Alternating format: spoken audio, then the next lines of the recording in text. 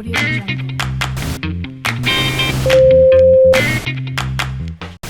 Амансыздар ма? Бүгін Таспалапта қонақта Мұқанов Ерлан Тілегенұлы, дәрігер-гинеколог, урогинеколог, эндохирург, медицина ғылымдарының кандидаты, ЮНИСЕФ медицина орталығы гинекология бөлімшесінің меңгерушісі. Қош келдіңіз, Ерлан мырза. Сәлеметсіз. Енді шыны керек, бұрын соңды мен ер адам гинекологтан сұхбат алып көрмеппін. Бұл мамандықты таңдауыңыз бір кездейсоқтық па, әлде арманыңыз болды ма? Негізі деген университетке түскен кезде хирург болам деген арман бар еді. Бірақ кейбір оқиғалармен хирургиялық топ толып қалып, сосын деген біздің акушерство кафедрасының меңгерушісі профессор сол гинекологияға шақырды. Болашақта гинекология солай дамиды, хирургиядан кем болмайды. Жаңа эндохирургиялық операциялар ең тек қана бірінші қадамдары болып атты. Сол бізге жүр, нағыз ұнамаса ауысып кетерсің деп. Енді сол кісінің шақыруымен жүріп, үйреніп, бара-бара деген енді кірісіп кеттік қой. Енді бұлай біздің негізі деген гинекология саласында эндохирургиялық операциялардың пайызы өте көп, жалпы хирургияға қарағанда. Сондықтан енді осындай маман болып, енділеген сол бір кәсіп болғасын енді ауысуға ондай ешқандай шешім жоқ. Қалдыңыз дейсіз сол салада. Жүргеніңізге қанша жыл болды? 25 жыл. Ал енді мына урогинеколог деген, бұл қандай сала сонда? Әлгі ер адамды әйелге, әйел адамды еркекке ауыстыру ма әлде? Жоқ, ондай емес. Урогинеколог деген ол мына гинекология мен урологияның кездесетін жерінде жұмыс істейтін маман. Мысалы деген әйелдердің ләрі ұстамайтын проблемалары бар. Соларды деген кейбірде толық уролог шеше алмайды. Себебі ол деген мына жыныс мүшесінің төмен түсіп кетуімен бірге байланысты болуы мүмкін. Сол кезде деген ол мына зәр ұстамау мәселесін де шешу керек. Мына төмен түсіп кеткен ішкі жыныс мүшелерінде операциямен көтеру керек. Оның бәрін деген тек қана уролог істей алмайды. Гинеколог қатысу керек. Матканы айтып отырсыз. Матканы, қынапты, влагалище дейді, соның бәрін бірге. Енді көбіне осы гинеколог маманды біздің қыз-келіншектер тек бала босанғанда ғана бірінші рет көріп жатады, одан кейін сосын табалдырығында көрмей кететін кездер болады. Қаншалықты тексеруге жиі барып тұру керек? Әйел адам жылына 2 рет тексерістен өткен жөн гинеколог дәрігерден. Сол 2 жылдың ішінделеген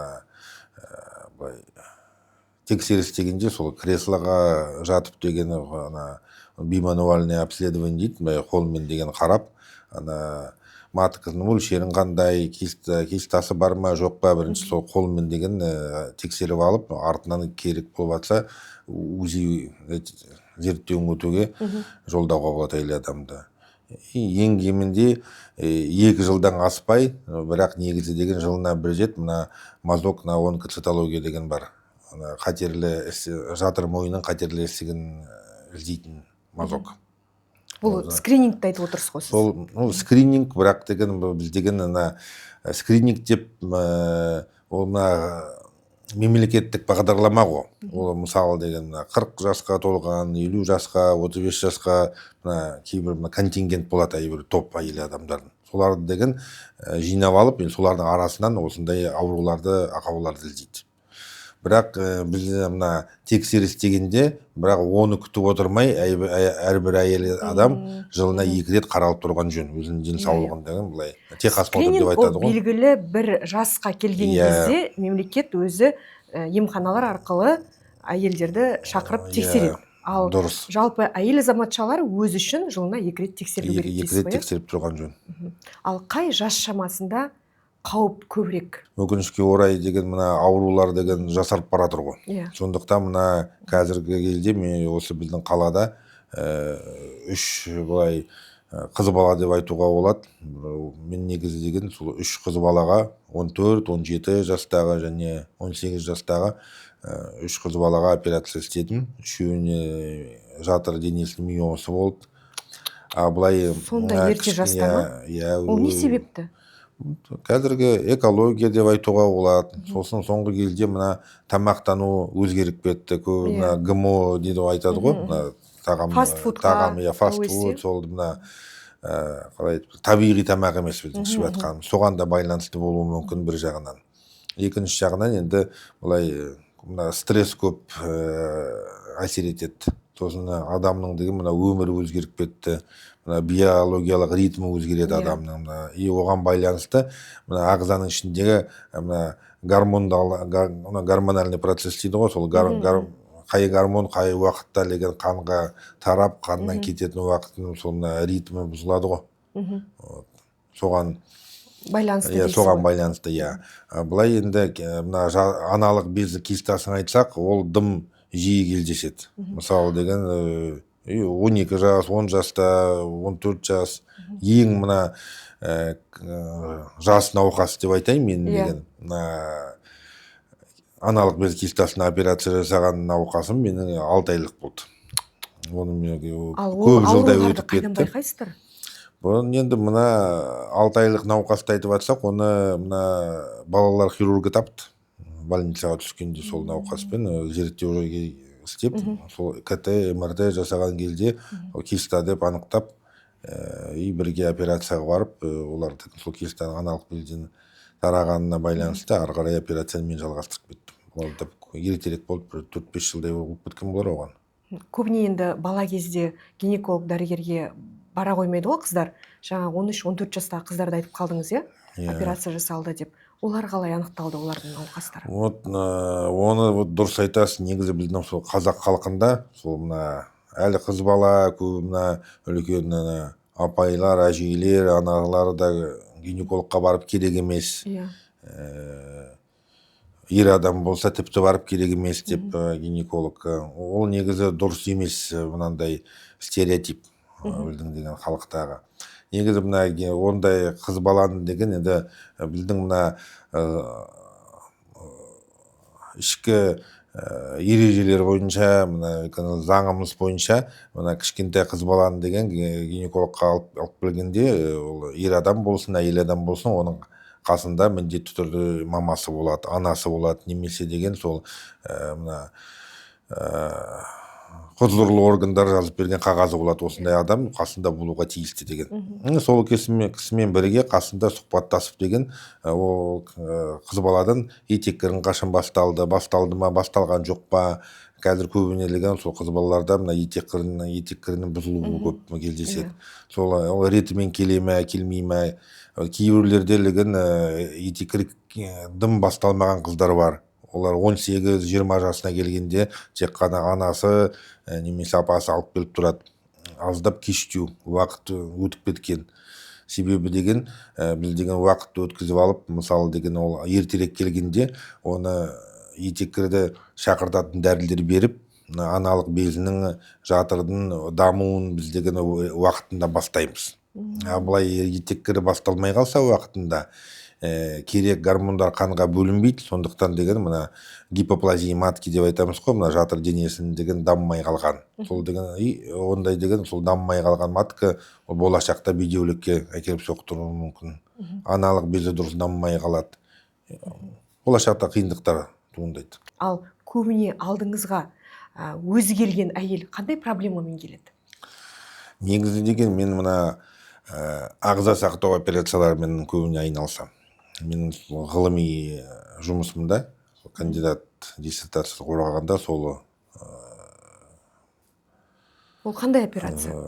Көбіне мына жатыр миомасын алып тастап, жатыр денесін сақтау. Ол жатыр миомасы үлкен болуы мүмкін, көп болуы мүмкін. Сол бұны деген мына эндоскопиялық әдіспен істейміз көбіне, гистероскопия әдіспен. Өте үлкен мөлшерлілік миомалар болып жатса, ескі сол ашық операция, ашық ота жасау әдісімен істейміз. Ол көбіне үлкен кісілерде кездесетін шығар? Қазір көп әйелдерде мына орташа жастағы, 20, 30, 40 жастағы. Себебі не? Себебі деген сол мына заманауи өзгерістері олар. Стресс, өмір деген тез болып кетті, сол жәнелеген, сол мына жаңа айтып кеткендей, сол табиғи процесстер өзгеріп кетті. Сондықтан сосын көбіне деген мына әйел адамдар негізі мына табиғи заң бойынша олар сол ана болуға жаратылғандар ғой. Көбіне деген олар соны деген аборт жасайды, өзінің биологиялық механизмін бұзып жібереді. Сосын деген ана болуды кеш уақытқа жоспарлайды. Соның бәрі осындай өзгерістерге әкеліп соқтырады көбіне. Банағы сол мына жатыр миомасын айтып кетсек, қазіргі кезде біз Қазақстанда бірнеше жыл бұрын келді, бірақ негізі деген күнделікті ресми түрде істеп жүрген тек қана біздің клиникада істелінетін операция бар. Оны радиожиілік абляциясы дейді, радиочастотный аблация, былай сондай атпен көп белгілі. Оны операция без разреза дейді. Оны өзіңіз жасайсыз? Оны тілмей тұрып деген операция жасап, жатыр миомасынан емдеу. Оны қалай істелінеді? Ол деген мына әдейі деген аппараттар бар.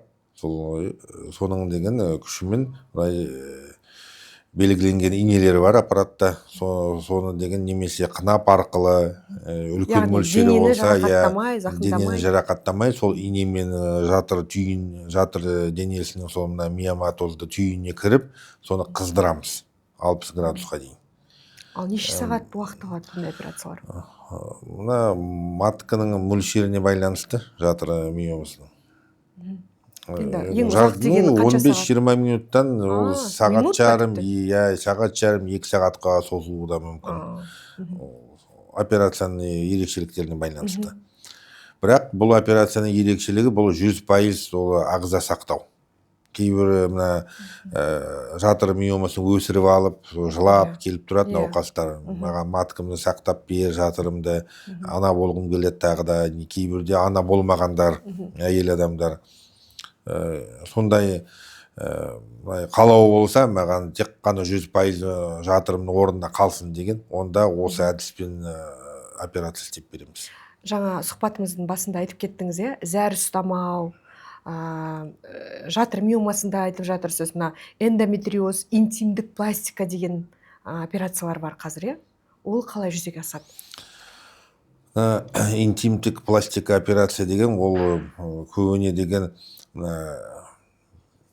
бірнеше босанып, аздап жыныстық мүшелері аздап босап қалып, өзара жыныстық қатынаста болғанда кейбір жағымсыз дыбыстар естіледі, ауаның жарылған дыбысы сияқты, немесе әйел адамның өзі деген былай сол тән жағын босап кеткен сезімдері болады, өзіне өзі былай ұнамаған сезімдері, желкенішті сияқты. Яғни оны әйел адам өзі сезеді дейсіз? Өзі деген сол сезеді, былай енді құрбыларымен деген сөйлескенде болар, білмеймін енді қалай екен, бірақ сондай шағыммен келіп жатады. Біздің маңызым немесе жоспарымыз сондай әйел адаммен сұхбаттасып, кеңес беріп, сол креслоға жатқызып қарап, оның деген болашақтың қалауы қандай, соған сәйкестіріп, жыныс мүшесін деген былай тарылту керек болса тарылтып бере аламыз. Немесе деген сыртқа былай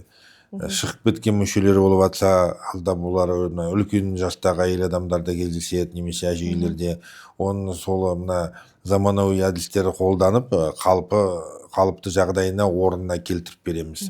Бұлай енді интимный пластика дегенде ол тек қана салбырап кеткен ағзаны ішке көтеріп беру керек, көтеріп беру емес, оны сырт жағында былай жас кезіндегідей қылдырып, эстетикалық көз қарағанда эстетикалық түрін деген былай қалыпты жағдайға келтіреміз. Яғни интимдік пластика ол тек көп босанған әйелдерге жасалатын операциялар ма? Көбіне сол босанған әйелдер келеді ғой сондай жағдаймен. Себебі босанбаған қыз келіншек көбіне ондай проблема болмайды. Ал малоинвазивті операциялар деген ол қандай отаның түрі? Малоинвазивті операциялар деген ол инвазия деген негізі жарақат деген ғой қазақша. Сол жарақаты аз операциялар. Мысалы айтып кеткен радиожиілік операция өте малоинвазивті операция есептелінеді. Соған жатады, мысалы ол наркозбен істесек те оянғаннан кейін әйел адам сол науқас ол операция болмағандай болып сезініп жатады. Енді одан былай сәл зақымы үлкендеу, ол былай эндохирургиялық операциялар, олар да малоинвазивті операцияға жатады. Себебі біз деген мына жатыр миомасын немесе толық мына жатырдың денесін сол мына кішкентай тесіктер арқылы алып тастай аламыз.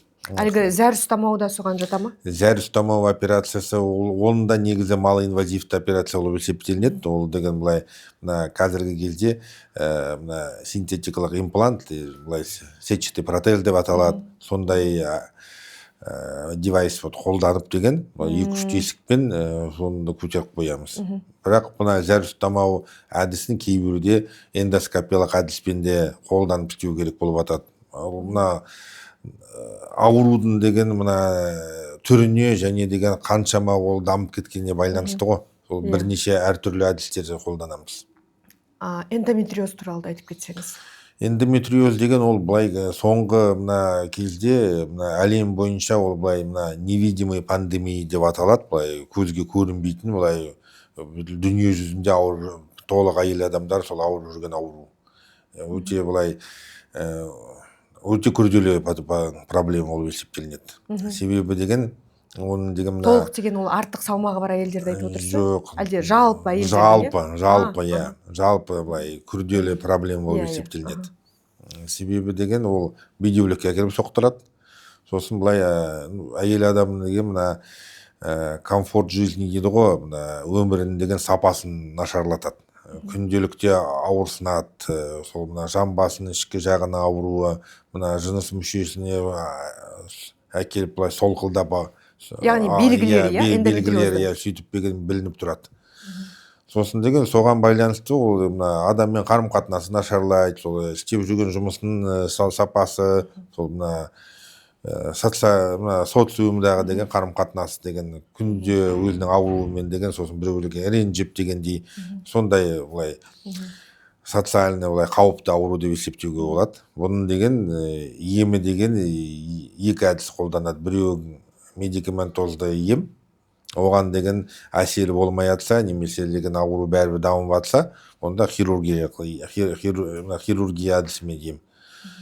Хирургия түрімен ем жасағанда, ота жасағанда мына әйел адамның сол мына репродуктивті жоспарына байланысты. Оның ағзасын сақтап, аналық безін сақтап беріп операция істеу, немесе деген босану жоспарын бітірген әйел адам болса, онда деген негізі операция ондайда толық мына эндометриозбен жарақат алған жатырды, аналық безді толық алып тастауға мәжбүр болып атамыз, толық аурудан айыру үшін. Түсінікті. Енді мына бедеулік, белсіздік туралы сөйлессек, жалпы бедеулік ол әйел адамдарда болады, белсіздік ол ер азаматтарда. Ер адамдық, Көбіне енді алдыңызға келген әйел азаматшаларды сіздер жұмымен шақырасыздар ма, әлде қалай емдейсіздер? Отбасын құрған болып жатса, бірінші қадам ол ер адамды зерттеуден өткізу. Ер адамды зерттеуден өткізу ол біріншіден мына оңай әдіс, және деген былай үкіметке социумға қарағанда оның деген мына зерттеу арзанға шығады. Көбіне біз деген мына әйел адамды кінәлап, сол деген әйел адамды бірінші жібереді. Көп жағдайда сол әйел адамды былай зерттеп, қаншама проба жасап, сізде ештеңе жоқ деп бетін шығып атқан шешімдері болып атады. Сол кезде ер адамды зерттегенде проблеманың бәрі ер адамда болып атады. Соңғы кезде бізде ковид пандемиясы болды. Мына сол ковид пандемиясынан кейін негізі белсіздік өте жиі кездесетін болған ер адамдарда. Себебі мына ковидтің сондай да. Мен ойлағам, керісінше осы ковидтің кезінде бум болды. Жоқ, бум болды ғой, бала саны өсті дегенге. Бәрі проблема жоқ шығар десем. Бірақ мына белсіздік проблемасы деген былай негізі ұлғайып кетті. Бұған сол мына ковид ол деген бүткіл адамның ағзасына деген әсер етті ғой. Соның біреуі деген мына тез дамитын клетка деп айтады ғой. Соның біреуі деген мына ер адам сперматозоидтары болып есептелінеді. Олар өте сол мына ковид инфекциясы көп әсер етеді екен. Сондықтан деген мына жасөспірімдерге өте деген сол мына деген жарақат жарақат болуы мүмкін Иә, еді. иә. Сперматозоид деп айтамыз ғой, ер адам деген мына ұрықтары. Енді сондай диагнозбен жүрген жұптарды емдеп жазып, ары қарай да бала көтеруіне себепші болып жатсыздар ма? Мүмкіндік бар ма? Ондай мүмкіндік бар. Енді мен өзім бетіне енді хирург болғасын, мен көбіне деген сол мына хирургиялық әдіс керек болып жатса, жатыр түтекшелері, маточный труба дейміз, солар жабық болып жатса, соны ашып беруге мүмкіндік бар. Сосын деген мына бәрі мына баламдан бері айтып жатқан сол жатыр миомасы, эндометриоз, соның бәрі деген бедеулікке әкеліп соқтыруы мүмкін. Сол мына жатыр миомасын алып тастап, эндометриоздың мүмкіндігі болса да оны кесіп алып тастауға мүмкіндік болса, соны алып тастап, соны бедеуліктен айырып, сол бала көтеруге былай жақындату жолында жүрген мамамыз. Жалпы әйел заты неше жастан бастап бала көтеруге болады және неше жасқа дейін бұл процесті жасауға болады? Өте қызық сұрақ екен. Бұлай енді... Бұл сұрақты қоюымның себебі, мен жақында құдағай болдым. Батысша айтқанда, жалпы әдеби тілде құдағи. Келін алдық, иә. Енді өзім көп балалы анамын. Жасым 40-та. Мен келінімен жарыса алам ба? Қазақша айтқан кезде жаңағыдай ұятты қойып, я болмаса ол бір белгілі бір менің әйел ретінде ағзама бір қандай да бір кері әсерін тигізе ме, әлде жаңағыдай қоя қою керек па осы тұста келінмен жарыспай, қазақша айтқан кезде? Сұрағыңыз өте керемет екен. Енді былай, енді мен біріншіден дәрігермін ғой, сондықтан енді әйел адамның ағзасына қарау керек, сапасына. Егер сіздің мына деніңіз былай сау болса, жалпы сөзбен айтқанда, ешқандай проблемаңыз болмаса, көтеруге мүмкіндігіңіз болса, онда негізі деген былай жасыңыз деген сол 40-тан асты деп айттыңыз, онда көтере беруге болады. Негізі былай салып, мен деген өзімнің жолдасым сол 40-тан асып барып деген сол кішкентайымыз бар. Нешеде қазір? Қазір кішкентайымыз 4-те. Заңға да арқа сүйеуіміз керек қой біз. Сондықтан кәмелет жасқа толғасын, әйел адам негізі деген ағзасы толық былай пісті деп есептеуге болады ана болуға. Кәмелет жасқа толғасын ана бола беруге болады. Былай енді жоғарғы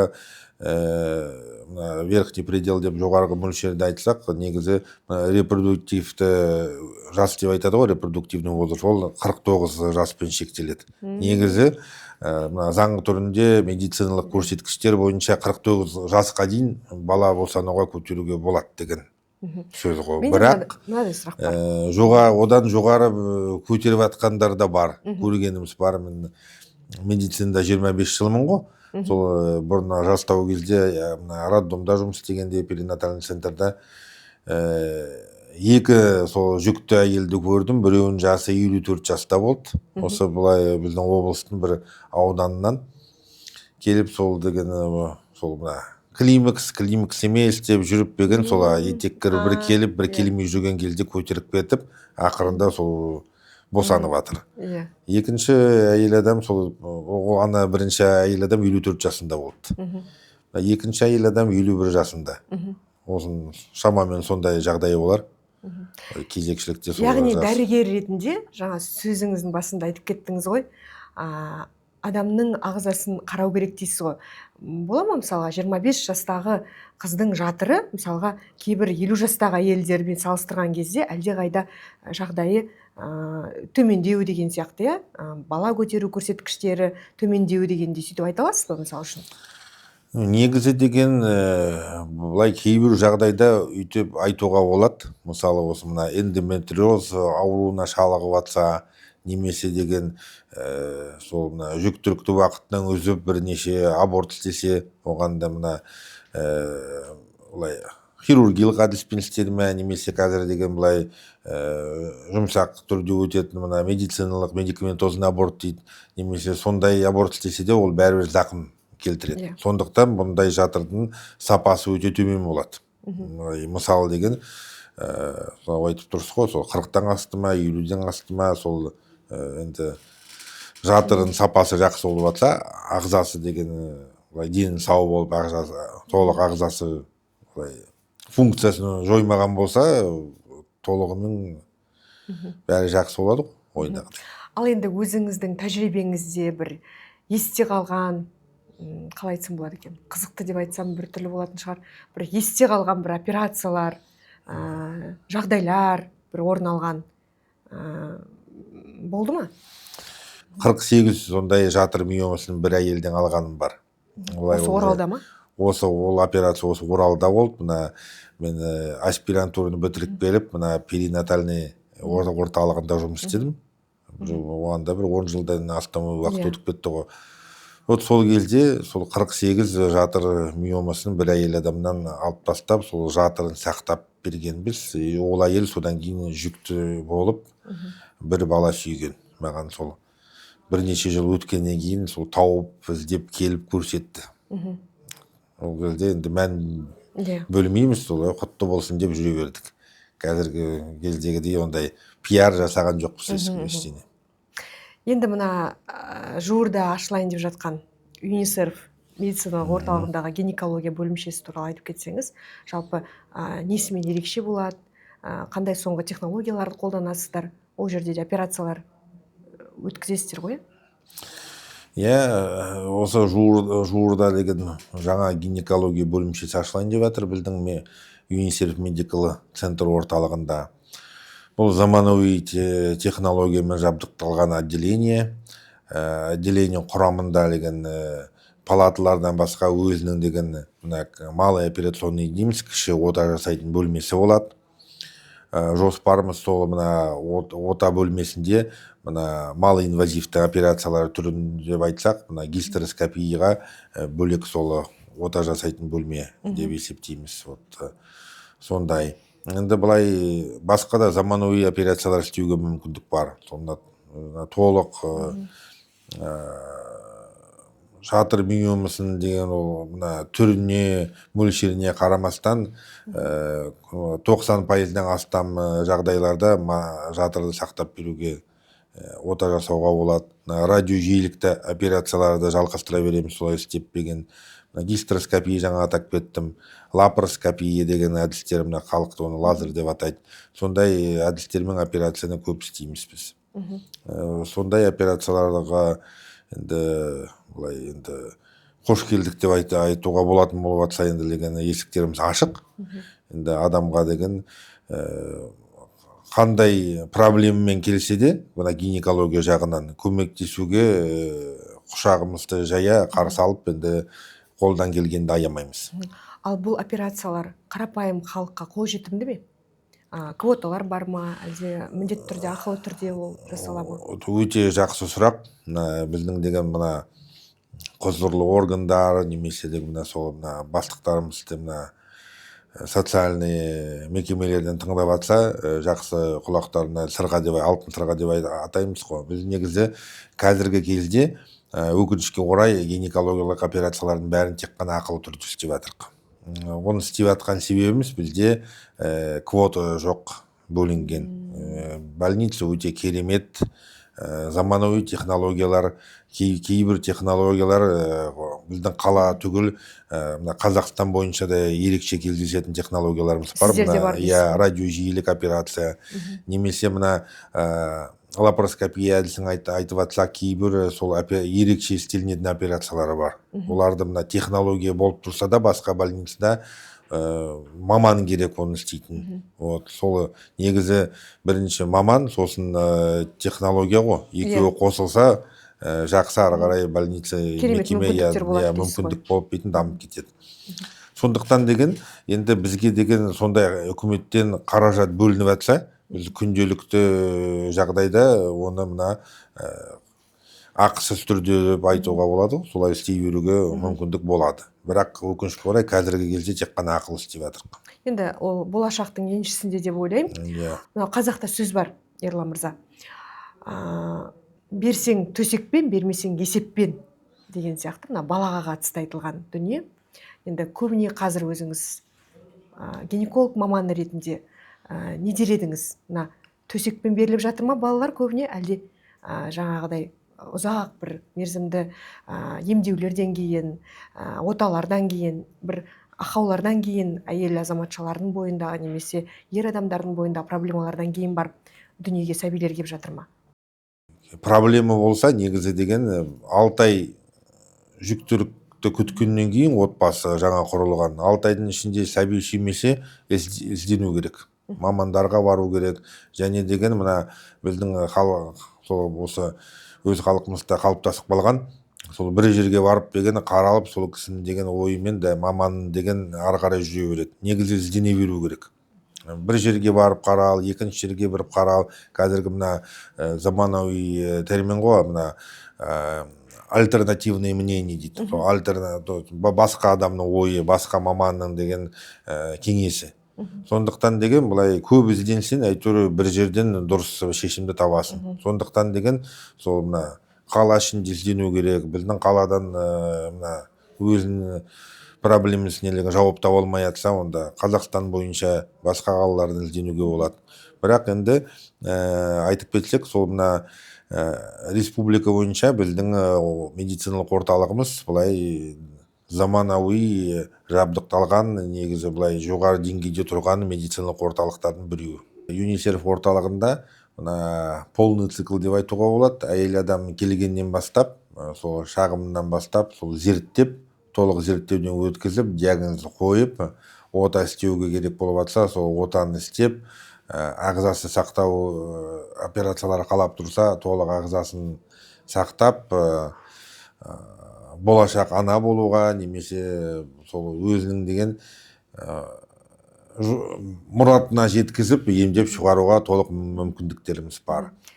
Біздің ЮНИСЕФ Медикал Центр орталығында қазіргі кезде сол жұмыс істеп тұрған 2 операционныйымыз бар. Заманауи технологиямен жабдықталған, лапароскопия, гистероскопия әдісімен, гинекология саласы бойынша радиожиілік операциясын істейміз, ангиография әдіспен істейтін операцияларымыз бар.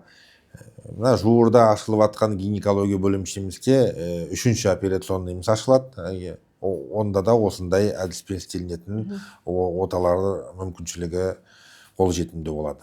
Яғни қазіргі тілмен айтқан кезде толық чекап өтуге болады дейсіз ғой ЮНИСЕФ-те? Толық чекап өтуге болады.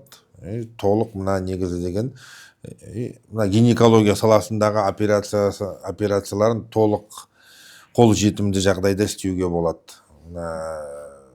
Енді өзімді мақтамайым, бірақ деген полный цикл гинекологиялық операцияның бәрін істеуге мүмкіндік бар. Осы гинекология профилі бойынша біздің ЮНИСЕФ медикал орталығында подключ деп айтуға болады. Жақсы, рахмет. Тамаша. Енді әрекет қылу керек, әрекет түбі берекет дейсіз ғой. Дұрыс. Рахмет көп-көп Ерлан Тілегенұлы. Бүгін өте сондай біздің аудиториямыз үшін мейлі ол әйел азаматшалары болсын, мейлі ер азаматтар болсын, барлығына да бір пайдалы сұхбат болды деп ойлаймын. Себебі барлығымызда ұл өсіріп, қыз өсіріп отырған халықпыз. Ұлт саулығы, ол әйелдің денсаулығы бірінші кезекте. Сондықтан өзіңіз осы салада үлес қосып жатқаныңызға алғыс айтам. Ашылғалы отырған орталықтарыңыз дамып, әйел азаматшаларының осы денсаулығын қалыпқа келтіру жолында жасап жатқан еңбектеріңіз табысты болсын деп тілеймін. Құрметті біздің көрермендеріміз, бүгінге біздің сұхбатымыз осымен аяқталды. Келесі кездескенше.